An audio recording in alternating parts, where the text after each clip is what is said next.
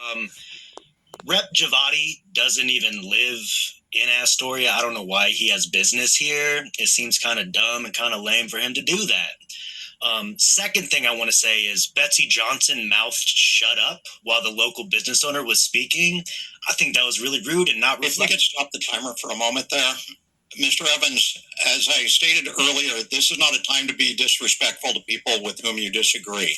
This is your opportunity to address the city council. Oh no, I wasn't being disrespectful. I was in front of us. I was just stating those are facts. Those are like things that happened. They weren't disrespectful. They were just Dr. Javati doesn't live in town, and Betsy did again, and again, please be respectful of others who are here. That was just me stating facts. That's all that was. I don't know if you heard it as disrespect, but that's what was said. Just to set the scene here a little bit, when we talk about, and I know, talking a little bit about where we're at as a community, who has resources, who doesn't. The Astoria Police Department has a $3.9 million budget. The Astoria downtown you think about downtown businesses and how much money that they control and how much real estate they control. And we're sitting here talking about who we need to give more power to. And you're talking about the groups of people with the most amount of power in town gaining even more power.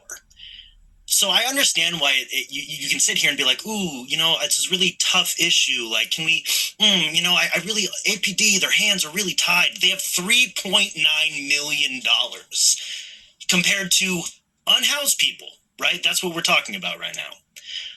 Because you're all skirting around it like, oh, these rules don't just apply to unhoused people. But every single commentary we've had on this, all people want to talk about is the behavior of unhoused people. It's really nice to know about Tamra in the Astoria downtown Sunday market. I'm actually a vendor there. And that's really good to know that that's kind of it sounds like the Astoria Sunday market's official position on this bill. That's a really interesting thing to know. And I'm very happy to kind of spread that to other people who might be interested in knowing that information about the Astoria Sunday market. But the last thing that I want to mention, like I was saying earlier, is, if we're talking about like this in a sense of kind of like two equal parties where it's like we've got some people and we've got some other people over here. The power dynamic is already one in which these people have nothing, right? I am unhoused currently, right? I don't have access to anything. And then you are giving people with even more resources, $3.9 million budget, people who, I should say, choose to own businesses. You can cry all you want about how hard it is to own a business downtown. That's your choice. No one is making you run a business, right? You're talking about that in comparison to people who don't have homes. So they can move the Overton window any way they want to the right. But the fact of the matter is we are talking about people with nothing versus people with everything and trying to give people with everything more power. Thank you. Thank you, Mr. Evans.